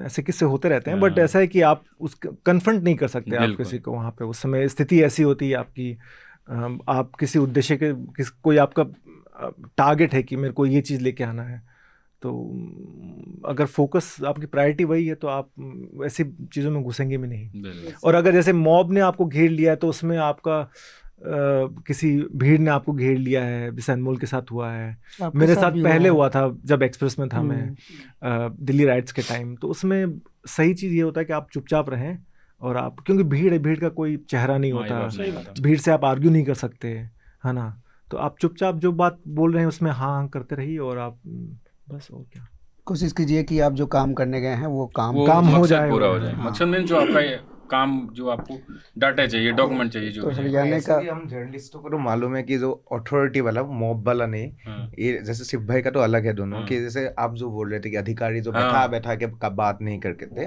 वी ऑल नो कि ये लोग बात नहीं करना है तो नहीं करेंगे। तो इतना मेंटल प्रिपेयर सबको रहना चाहिए कि 3 घंटा बैठना भी हो सकता है विदाउट एनी इन्फॉर्मेशन। और ये सबके साथ, शायद यहाँ पे बैठे हुए सबके साथ ये एक्सपीरियंस तो रहा ही होगा, धीरे धीरे पता चला ना। अभी इसका एक न्यू दिल्ली डीसीपी ऑफिस में गया था, अभी एक बेल्जियम डिप्लोमेट का स्टोरी किया मैंने, जिसमें बेल्जियम डिप्लोमेट ने, उसने नेतन्याहू इजरायली प्राइम मिनिस्टर के कुछ पोस्टर डाले थे, वहाँ पे लगाए थे चाणक्यपुरी डिप्लोमेटिक एनक्लेव के आसपास। तो उसके बाद उसको डिप्लोमेट को बोला कि आप चले जाइए। उसने, I mean, he lost his job also. अब बेल्जियम डिप्लोमेट वो वहाँ पे बेल्जियम में है, तो उसके लिए आई हैड टू, मेरे को जाना पड़ा पुलिस से लेने के लिए ये पूरा केस है क्या, आपने भी देखा होगा। तो मैं डीसीपी ऑफिस बैठा रहा 3-4 घंटे। तो मैं उसी माइंड फ्रेम के साथ आता हूँ कि ऐसा नहीं है कि मतलब ऐसा होता है कि आप, ऐसा नहीं है कि आप जाएंगे और आपसे लोग मिलेंगे। काफ़ी वेट करना पड़ा। 3-4 घंटे के बाद उसने मेरे को कहा कि आप मेरे डेप्यूटी से मिलिए। वेट करा के मतलब वो डीसीपी था नहीं वहाँ पे ऑफिस में, बट मैं वेट करता रहा कि डीसीपी आएगा वहाँ पे और बात करेगा इस केस के बारे में। बट उसने बोला कि आप उनसे बात कीजिए, जो डेप्यूटी हैं उनसे बात कीजिए। तो उनसे बात किया। मतलब ये तो है कि जर्नलिस्ट हैं, उनको ये तो पेशेंस तो होना ही चाहिए आपके पास। ऐसा नहीं कि आपको जाएंगे और मिल जाएंगे जो भी। लेकिन ये है कि वो जो पुलिस ऑफिसर वेट कराते हैं, और उसी ऑफिस में कुछ ऐसे भी लोग होते हैं जो हमारी मदद भी करते हैं, तो पुलिस का भी शुक्रिया कई बार इन्फॉर्मेशन देने में। मेरे साथ ये हुआ था, मैं एक इंटरव्यू करने गया, उसी ऑफिस में भी काफ़ी लोग थे जिन्होंने बताया कि ये काफ़ी सेंसिटिव केस है, इसके बारे में हो सकता है आपको कुछ ना मिले, और या कुछ मिले आपको, या ये सब डीसीपी बता सकते हैं, हम नहीं बता सकते। मैं एक इंटरव्यू करने जा रहा था, तो मेरे साथ सैफ जाने वाले थे। तो वो क्या हुआ, इंटरव्यू डिले हो गया। फिर तो नेक्स्ट डे जाने वाले थे, फिर भी सैफ ही जाने वाले थे मेरे साथ। सैफ हमारे इस पॉडकास्ट के प्रोड्यूसर हैं। हाँ। तो फिर क्या हुआ कि वो डिले हो गया, तो फिर मेरे साथ आशीष गए। तो जब मैं वहाँ इंटरव्यू करने गया, तो उसने मतलब पूछा कि, मतलब मेरे को जानता ही था, तो जैसे आशीष गया तो आशीष का नाम पूछा सबसे पहले। तो आशीष ने बोला मेरा नाम आशीष है। तो उसके बाद उसने क्या किया कि मुसलमानों को गालियाँ देना शुरू कर दिया। वो उसी टाइप का था बंदा थोड़ा सा। और उसने फिर वो, मतलब जो एक होता है कि मुस्लिम को पता नहीं क्या क्या, उसने ऐसी ऐसी बातें बोली, भयंकर। तो मैंने कहा यार ये कैसी बातें बोल रहा है। तो मेरे दिमाग में ये आ रहा था कि अच्छा हुआ सैफ भाई नहीं आए। सैफ होते तो या तो मैं ये इंटरव्यू छोड़ देता, या फिर यहाँ भी झगड़ा हो जाता। तो फिर उसके बाद ओपिनियन ने भी उस इंटरव्यू को लेके मेरी और जिसका मैंने इंटरव्यू किया उसकी तस्वीर लगा के पूरा अनाप शनाप लिख के खबर छापी थी उसके बाद। तो मैं ये बताना चाह रहा हूँ कि कई बार ये सब चीज़ें भी होती है कि आइडेंटिटी हम लोग जा रहे तो नाम बहुत मायने रखता है। जैसे उसने जाते ही सबसे पहले जब गेट में एंट्री कर रहे थे तो सबसे पहले उसने पूछा तुम्हारा नाम क्या है, ऐसे करके, खासकर तो कम्युनल वायलेंस और हाँ। इन सब तो मुझे लगता है कि अगर मेरे साथ सैफ होते और वो बोल देते मेरा नाम सैफ है तो हमें उस घर में एंट्री नहीं मिलती, वो इंटरव्यू भी नहीं होता।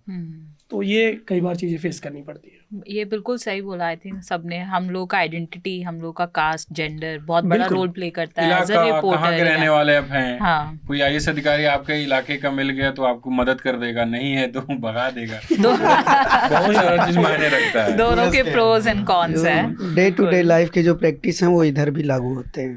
प्रतीक सर, एक चीज बताइए, आप तो हैं भी बॉडी बिल्डर, आपकी किसी अधिकारी से या किसी ऐसे ग्राउंड पर किसी ने ऐसे आपको परेशान कर दिया हो, सूचना ना दे रहा हो या कुछ बदतमीजी कर दी हो, तो कभी ऐसा हुआ कि?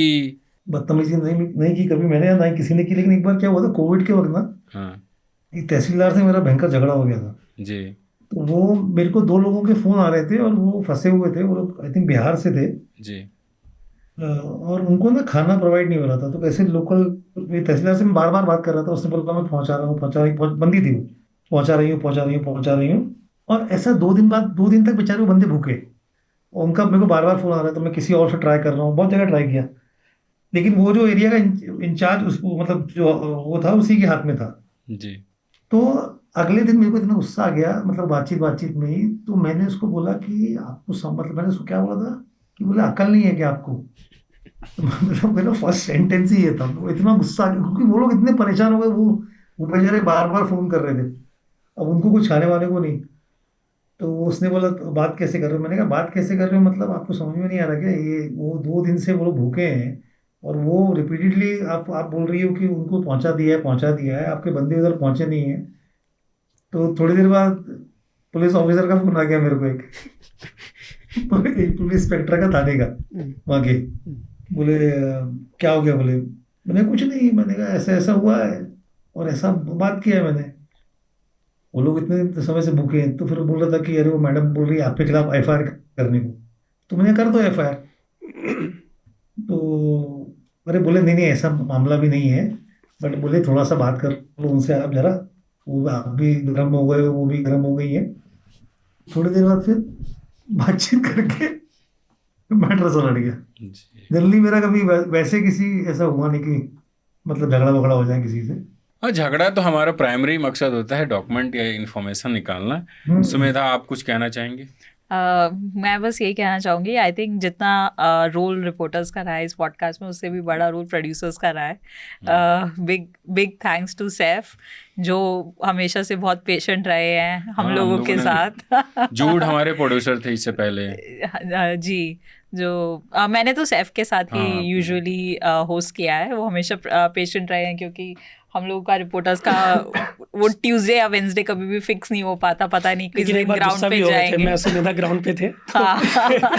एक बार गुस्सा भी हो गए थे जी। वो रात को 9-10 बजे तक रुके थे ऑफिस में कि हम लोग अभी ग्राउंड से आएंगे, अभी आएंगे। और हम लोगों को 11 बज गए उस दिन ग्राउंड पे। एंड बिल्कुल जायज था सैफ का गुस्सा होना। मेरा तो लेट भी आता इसलिए भी तो एक बार उनको और ज्यादा मुझे तो बोलना चाहिए सैफ को। और अभी हमारे अनिल जी मौजूद हैं जो हमारी इन तमाम बातों को सुनते हैं 1.5-2 घंटे। हमारे रिपोर्टर कह रहे थे हम अपनी आवाज़ नहीं सुनना चाहते, हम सबकी आवाज़ वो सुनते हैं। तो लेकिन ये जो हम लोग अभी कह रहे हैं ख़त्म नहीं हो रहा, नए रूप से आएंगे, ठीक है, और नए तरीके से नई सारी मतलब अलग तरीके से कुछ करेंगे ताकि आप तक कुछ नया पहुंचा सकें और हम आपका सुझाव लेंगे। किसी ने मुझसे नहीं पूछा लेकिन मैं बता देना चाहता हूँ। मैं सबसे पूछ रहा हूँ, मुझसे कोई पूछ ही नहीं रहा। मेरा काम था ये पूछना, को होस्ट का काम था। बहुत बैकलॉग है। तो मेरा एक गुजरात का किस्सा है। तो मैं, तुम्हारा टाइम शुरू होता है, दीव में था 2022 चुनाव के समय दीव में था। और मेरे जो ड्राइवर थे वो रवीश कुमार के बहुत बड़े फैन थे, ठीक है। तो वो रवीश कुमार के काफ़ी फ़ैन थे और फिर वो बताते थे कि मैं उन्हीं को देखता हूँ, उनका काम मुझे बहुत पसंद है। फिर मैं बताया कि हाँ मैं भी जानता हूँ, और मैंने उनको बताया कि देखिए हमारे यहाँ उनका 1-2 बार इंटरव्यू आया है। तो फिर उन्होंने न्यूज़ लॉन्ड्री को जाना कि न्यूज़ लॉन्ड्री है क्या। जब मैंने उनको हमारे एडिटर ने इंटरव्यू किया, वो दिखाया।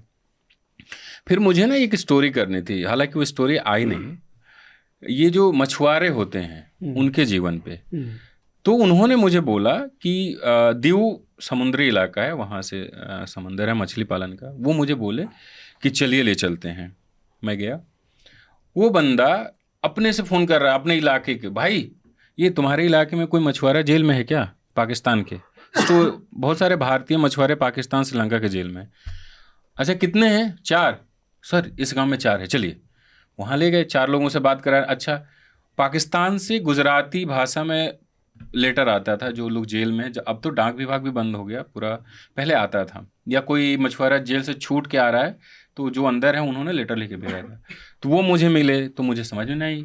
और एकदम गुजरात का मतलब एक तरीके से ग्रामीण क्षेत्र जहाँ महिलाओं को हिंदी बिल्कुल ही समझ नहीं आए, वहाँ वो मेरे ट्रांसलेटर बने थे। जब वहाँ से हम लोग लौटने लगे तो दीव से लौटते हुए ये ऊना शहर में जब मेरा होटल था, लौटते हुए मुझे एक बोर्ड दिखा। तब मैं पहली बार गुजरात गया था, पहली बार 2022 चुनाव में गया था, तो पहली बार गुजरात गया था। तो मैंने देखा कुछ लिखा हुआ है, मैंने बोला सर क्या लिखा है? तो बोले ये नॉर्मल है यहाँ पे। मुझे खुद नहीं पता था लिखा क्या है, लिखा क्या ये बताइए। मैंने पूछा, बोला लिखा होगा हिंदू राष्ट्र गाँव। हिंदू राष्ट्र मुझे समझ में आया था, स्वागत 6 समझ में नहीं आया था। तो बोले ये तो हिंदू राष्ट्र गाँव स्वागत 6 लिखा हुआ है, हमारे यहाँ तो हर जगह बोर्ड लगा हुआ है। उन्होंने इतना सिंपली बोला तो मुझे डे वन उस वक्त लगा नहीं कोई स्टोरी है। मैंने बोला सर कितने गांव में लगा? उन्होंने बोला कि आप जिस रास्ते से चल रहे हैं जो दीव से ऊना की तरफ बढ़ रहा है, लगभग हर दूसरे गांव में बोर्ड लगा हुआ है। मैंने कहा अच्छा। फिर अगले दिन मैंने अपने एक एडिटर से बात किया कि यहाँ ऐसा ऐसा बोर्ड लगा है। तब हिंदू राष्ट्र बहुत चर्चा में भी था, तो उन्होंने कहा कि ये तो स्टोरी है कि मतलब कोई गाँव बोर्ड लगा रहा है। अब वो है मुस्लिम, अब मुझे जाना था उस गाँव में स्टोरी करने के लिए, ठीक है।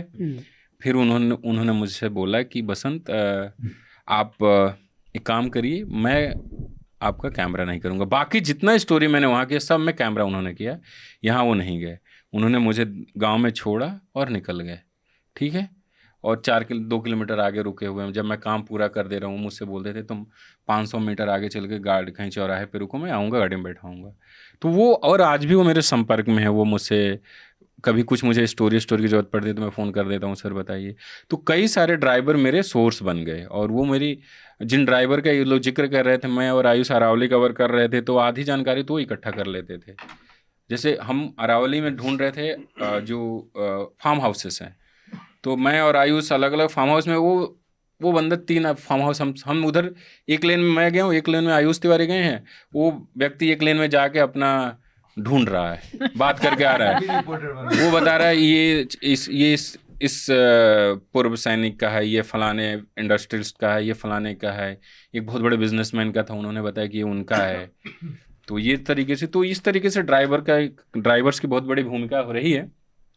मैं बहुत नहीं बताऊंगा, मैं अगले पॉडकास्ट में आप लोगों को बहुत सारी बातें बताऊंगा, ठीक है। तो अब हम इसको ख़त्म करते हैं। और हमारा जो पॉडकास्ट का एक आखिरी होता था रिकमेंडेशन, और सुमेधा के रिकमेंडेशन पे मैंने एक बहुत गलत काम कर दिया, अपना 2.5 घंटे बर्बाद कर दिया सैयारा देख के। मुझे बिल्कुल रोना नहीं आया, मैं इंतज़ार कर रहा था अब तो रो दूं, अब तो मेरे अंदर का कोई एक हिस्सा में तकलीफ जाए, पर कहीं नहीं रोया। और सही है कि मैंने नेटफ्लिक्स पे देखा, सिनेमा हॉल में जाके नहीं देखा। मैंने काफी कन्विंस करने की कोशिश की थी बस उनको कि आप देखिए, हॉल पे देखिए। मतलब मुझे सोचा हम मसान का वो दृश्य अभी भी देख लें। कुछ लोगों से मैंने कहा तो उन्होंने कहा कि तुम तो 30+ वाले हो, जेनजी के लिए है। दुख तो दुख होता है ना, फीलिंग तो 30 में भी वही आएगी जो 20 में आएगी, या मुझे समझ नहीं आया को क्यों कह रहे। घटिया पिक्चर है वो। सीरियसली यार कुछ नहीं है उस फिल्म में। मैंने भी देखा उसको, मुझे भी लगा शायद अब वो सीन आए जहाँ रो रहे थे, तो वीडियो वायरल हुई, शायद अब वो सीन आए, तो फिल्म खत्म होगी, कोई सीन ही नहीं आया यार ऐसा। वो मैं नहीं रो पाया, बहुत हाइपोथेटिकल फिल्म मेरे को लगी। एक मूवी क्रिटिक है राहुल देसाई, वो काफी रेप्यूटेड मूवी क्रिटिक है, और उनको भी काफ़ी बैकलैश मिला जब उन्होंने इस मूवी के लिए अच्छा रिव्यू लिखा, क्योंकि बाकी के जो इंटेलेक्चुअल मूवी क्रिटिक्स है उन सब ने इसको बैश किया था, बट राहुल ने इसको 4थी बार मूवी को देखा जब नेटफ्लिक्स पे आई, और वो बोल रहे उनको वैसा ही फील हुआ। तो और राहुल का ये जो फर्स्ट मूवी रिव्यू था इस मूवी को लेकर, उन्होंने उसमें लिखा था कि जब वो सिनेमा हॉल में जब वो जा रहे थे तब उनके कोई एक्सपेक्टेशन नहीं थी इस मूवी से, और जब वो बाहर आ रहे थे मूवी देख के वो एक थोड़ा, और उन्होंने फर्स्ट शो देखा था फ्राइडे वाला, और उस शो में यूजुअली कॉलेज के बच्चे या स्कूल के बच्चे होते हैं। जब वो बाहर आ रहे थे वो बोलते मैं थोड़ा एम्बैरस फील कर रहा था कि मैं रोया वो मूवी देखने के बाद।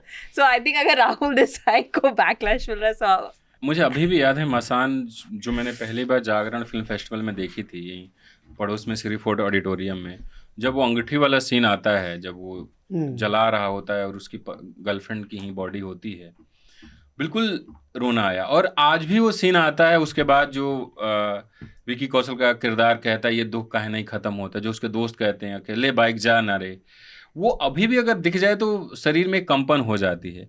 इस फिल्म में कोई एक दृश्य नहीं था जहां लगे कि कोई लोग यही कह रहे थे कि आपका पास्ट याद आएगा, कोई एक दृश्य नहीं था जब कोई पास्ट याद आए या कोई फीलिंग कभी छूटा हुआ एक कोई दृश्य याद आ जाए, कुछ याद नहीं है। बट सैयारा मसान से कम्पीट भी नहीं कर रही थी, कर भी नहीं सकती, वो उस लाइन में भी नहीं थी, वो एक कमर्शियल मूवी रिकमेंडेशन दूंगा तब। बोलो अब रिकमेंडेशन पे बात दो, करते शुरू हैं। करो पृथ्वी से ही शुरू करते हैं। एक मूवी है सोनी लिव में है, it's a Malayali movie called gang 4.5 gang, I think chronicles of 4.5 gang. So it's a latest movie, कुछ 1-2 हफ्ते पहले ही रिलीज हुआ है, and it's a very nice movie. It's a kind of a crime comedy है, so like जिसको भी थोड़ा south Indian movies पे इंटरेस्ट है दे कैन वॉच इट, और काफ़ी यूनिक है, बहुत सोशियो पॉलिटिकल मतलब एंगल्स कवर हुआ है मूवी पे। It's a very nice movie.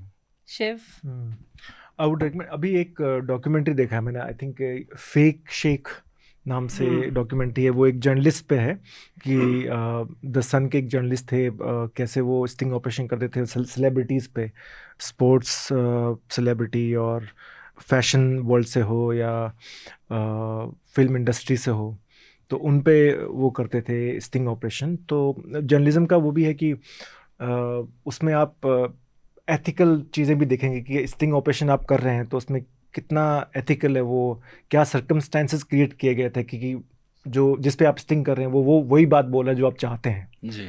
जैसे आपने किसी को ऑफ़र किया है, लाइक आप अपनी आइडेंटिटी छुपा के बात कर रहे हैं।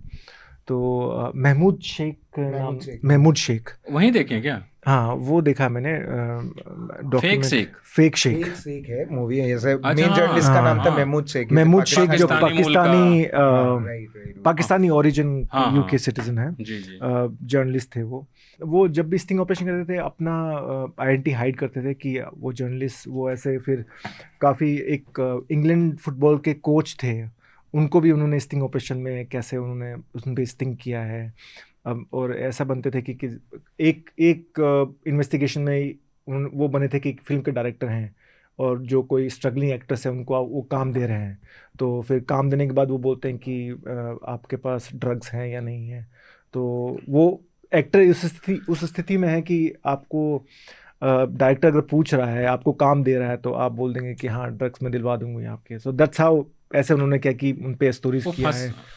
ओके, एक करेक्शन है, उनका नाम मजर महमूद है जो जर्नलिस्ट है। या इसका एक मजर महमूद का एक इंटरेस्टिंग इंडिया स्टोरी है बाय द वे, जो हम लोग फेमस होता है स्लम डॉग मिलियनेयर। तो उनका जो चाइल्ड एक्ट्रेस थे उनको भी उनके पेरेंट्स बेचने के लिए मतलब था, उसने ब्रेक किया था ये story. So Mazhar Mahmood came to Bombay and he उन्होंने वो लड़की थी, वो लड़की एक बच्ची थी, पिंकी या कोई और था, एक बच्ची थी। तो उसके फादर रेडी थे कि हाँ उसको इतने रुपए में बेच रहे हैं। 2010 तो की फिर स्टोरी उसने खरीदा वहां से बॉम्बे आके, और फिर उसने स्टोरी किया था इस पे। और उसमें अपने आप को उन्होंने किंग बताया था ना कि हम कहीं के किंग हैं। नहीं, वो तो बताया था अलग कि उसकी वाइफ रॉयल फैमिली से है, सऊदी रॉयल फैमिली से है, वो भी रॉयल फैमिली से है। तो उसके फादर को लगा कि अच्छे से रखेंगे, तो पहले वो कम पैसे मांग रहे थे। जब पता लगा कि वो रॉयल फैमिली से, तो उन्होंने उसका बच्ची का प्राइस बढ़ा दिया था। जी। बाय द वे इस डॉक्यूमेंट्री को मुझे फर्स्ट रेकमेंड किया था प्रतीक सर मेरे को भी प्रतीक ने रेकमेंड मुझे किया है। भी इसलिए सब लोग बोल पा रहे हो। मैंने बहुत पहले ही देख लिया था। मैं किताब पढ़ रहा हूँ आजकल, राष्ट्र निर्माण में आदिवासी। तो ड्यू में असिस्टेंट प्रोफेसर हैं जितेंद्र मीणा। तो अगर आदिवासी योद्धाओं के बारे में जानना है, उनका क्या योगदान रहा है, तो आप उसे पढ़ सकते हैं। अच्छी किताब है। बसंत, अब आप बताइए, आप बोलेंगे ठीक है। कि आपसे कोई पूछता नहीं है। देखिए, अभी मैं एक किताब पढ़ रहा हूँ, हालांकि मानव कौल का एक किताब अभी अभी ख़त्म किया है, काफ़ी मज़ा आया। और मैं एक रिकमेंडेशन दूंगा, मानव कौल और इम्तियाज़ अली का एक जयपुर फेस्टिवल का एक इंटरव्यू आजकल आया हुआ है हाल ही में। ज़्यादा देर का नहीं, ये दोनों बात कर रहे हैं और मुझे लगता है कि एक जो इम्तियाज़ अली है, सिनेमा की दुनिया के, वो सिनेमा में कविताएं रचते हैं। आज भी देखिए, वो जो दीपिका पादुकोण और रणबीर कपूर का वो तमाशा। तमाशे का जो सीन है, दोनों टेबल पे रख, वो लगती, वो कविता जैसी लगती है। और मानव कौल की एक राइटर भी अच्छे हैं, वो एक्टर भी अच्छे हैं और नाटककार भी अच्छे हैं। तो वो बात सुनने में बड़ा मज़ा आ रहा था दोनों को, तो आप उसको सुन सकते हैं। और तीसरा जो मैं एक अभी किताब पढ़ रहा हूँ, अभी बहुत बेसिक में हूँ तो मैं नहीं बता सकता अंदर क्या क्या है। हाल ही में मुझे किसी ने बोला कोर्ट को लेकर, तो ये है the cases that India forgot, चिंतन चंद्रचूड़, इनकी किताब है, मैंने हाल ही में मंगाई है। और इसको मैंने देखा हिंदू में इसके बारे में काफ़ी अच्छा अच्छा लिखा गया था, तो मुझे लगा कि थोड़ा देखना चाहिए हमारे पहले कोर्ट ने क्या क्या जजमेंट दिए हैं, क्या केसेस आए हैं। तो मुझे अभी 4-5 पेज ही पढ़ा है, पर काफ़ी दिलचस्प है, अंग्रेज़ी में है, तो मेरा ये रिकमेंडेशन है। अनमोल। तो मैं ये अभी एक पिछले पॉडकास्ट में मूवी रिकमेंड किया था, लेकिन मैं चाह रहा हूँ कि एक बार और रिकमेंड कर दूँ। लास्ट मैंने वही देखा था, और इसके साथ मैं अपनी एक स्टोरी रिकमेंड करना चाहूँगा, आप लोग उसे ज़रूर देखें। काफ़ी टाइम लगा था उस पर, और उत्तराखंड पर हमने किया है कि कैसे हिंदुत्व का लैब बनता जा रहा है। उसको अभी तक 13-13.5 लाख लोगों ने देखा यूट्यूब पर। तो आप लोग भी ज़रूर देखेंगे उस स्टोरी को, क्योंकि हम चाहते हैं कि, इसलिए नहीं कि वो मेरी स्टोरी है, आप ये देखें, आपको ये पता चले कि कैसे एक पैरेलल फोर्स तैयार हो रही है जो एक कम्युनिटी को टारगेट करके, और एक जो रहन सहन, जो सोशल फैब्रिक है, उसके साथ साथ लोगों के बिजनेस से लेके उनके डे टू डे लाइफ में कैसे बहुत छोटे छोटे ग्रुप्स में लोग इम्पैक्ट कर रहे हैं, और एक कम्युनिटी को किस तरह से टारगेट किया जा रहा है। उसके सभी जितने भी डायमेंशन पॉसिबल थे मेरी नज़र में, मेरी अपनी समझ में, मेरी फाइंडिंग्स में, उस पर उसको पूरा लेके मैंने बहुत ही कम्प्रिहेंसिव वे में उसको 40 मिनट से ज़्यादा है, 48-49 मिनट का है, उसमें कॉम्प्रोमाइज़ किया है। तो मैं चाहूँगा कि आप लोग उसे ज़रूर देखें। और इसके साथ एक मूवी जो मैं जिसकी बात कर रहा था, एक मूवी है अ मैन ऑफ एक्शन। ये यूरोपियन अनार्किस्ट मूवमेंट का एक पर्सन थे, लूसियो टूबिया करके। तो इन पर इनकी लाइफ पे मूवी है, 2022 में नेटफ्लिक्स पे आई है। तो बेसिकली ये है कि ये एक साधारण मजदूर होते हैं, और साधारण मजदूर से फिर वो यूरोपियन जो अमेरिकन जो बैंक्स होते हैं, उन बैंक्स में ये लोग चोरी करना शुरू करते हैं, सो दैट ये अपने मूवमेंट को फंड करें। फिर वहाँ से फिर वो इसकी स्टोरी बहुत इंटरेस्टिंग है कि कैसे एक साधारण सा मजदूर एक मूवमेंट को आगे बढ़ाता है। पहले वो चोरी करता है, फिर वो एक बहुत बड़ा फ्रॉड बन जाता है, और उस फ्रॉड का नतीजा ये होता है कि अमेरिकन बैंक्स को अपनी पूरी पॉलिसी चेंज करनी पड़ती है। जो ट्रैवलर्स चेक इंट्रोड्यूस हुआ था 80s-70s में, उस पूरे पॉलिसी को उनको वापस लेना पड़ता है, कॉज ये उसकी इकॉनमी को एक बहुत बड़े लेवल पर हार्म कर रहे थे। और उसमें इंसिडेंट है कि वो जो लूसियो है, वो चे से भी मिला था कि कैसे अमेरिका की इकॉनमी को हम नकली नोट छाप कर उसको डैमेज कर सकते हैं और ये वॉर जीत सकते हैं। तो ये उनकी बायोग्राफी पे मूवी बनी है। तो ये, और बहुत सारे दुनिया के जो अनार्किस्ट हैं वो अभी भी उनको like as a god figure मानते हैं। तो उस लिहाज से अगर आप उस मोमेंट, उस एरा को समझना चाहते हैं और उस जर्नी को समझना चाहते हैं, तो ये मूवी बहुत इंपॉर्टेंट है, आप देख सकते हैं। सुमेधा। मेरे 2 रिकमेंडेशंस है। एक तो है जो मूवी मैंने कल देखी है, मटीरियलिस्ट, काफ़ी टाइम बाद देखी। वो एक कमेंट्री है आजकल किस तरीके से हम अपने लाइफ पार्टनर चुनते हैं या ढूंढते हैं। एंड दूसरा है एक फूड जॉइंट जो कि जिसका नाम है लाफिंग्स कॉर्नर, द लाफिंग्स कॉर्नर इन हुमायूंपुर। आजकल हुमायूंपुर काफ़ी, आजकल नहीं, काफ़ी टाइम से पॉपुलर हो गया, बट पिछले कुछ सालों में काफ़ी कमर्शलाइज भी हो गया। But if you are looking for a good authentic Tibetan food, then that's the place. Delhi में हुमायूंपुर में सुमेधा वहाँ पे सिर्फ हिमालयन क्विजीन ही नहीं, हाँ। नॉर्थ ईस्टर्न काफी है, नागा से लेके हाँ आसाम से लेके मैं मणिपुर भी मैंने देखा था। मणिपुर लाइक ऑल नॉर्थ हाँ। Eastern like you know foods. तो यूजुअली क्या होता है दिल्ली में ना, हमारी वहाँ का जो नॉर्थ ईस्टर्न फूड है वो कम मिलते हैं। हाँ तो मैं ऑफिस से पास है, तो मैं भी काफी टाइम वहाँ पे ही, वो मेरा जो मन करता है कभी मैं वहाँ पे ही जाता हूँ। तो इट्स अ हाँ। वेरी गुड पर- suggestion It's a and good- बस पर बहुत अफसोस हुआ कि 3 साल से तुम यहाँ लेकिन- हो, ऑफिस के बगल में है, कभी ये नहीं बोले चलो भाई देख के आते हैं क्या नहीं बट जो लेकिन प्रत्युष बोल रहे हैं यहाँ वो पर मैं ये कहना चाहूँगा कि देखिए हुमायूंपुर के जितने भी रेस्टोरेंट और कैफ़े के ओनर्स हैं जिन्होंने प्रत्युष को फ्री में खाना खिलाया था, इन्होंने ऐड कर दिया है आगे। तो इसी के साथ हमारा ये पॉडकास्ट ख़त्म होता है, रिपोर्टर्स विदाउट ऑर्डर्स। और जैसे कि हमने शुरू में कहा कि ये जो एक अभी तक का जो सेटअप था, इस पे हम एक तरीके से, अब आप हमें अगले सप्ताह या उसके अगले सप्ताह नहीं देखेंगे, हम आपको बहुत मिस करेंगे। हम तमाम रिपोर्टर जो यहाँ पे बता रहे थे कि एक तरीके से अपने भोगे हुए को, अपनी रिपोर्टिंग की यात्रा में ये जगह था जहाँ हम बता देते थे, तो वो हम खुद भी मिस करेंगे। और हमें इतनी उम्मीद है कि आप भी हमें ज़रूर मिस करेंगे, जो लोग हमें नियमित तौर पे देखते थे, सुनते थे।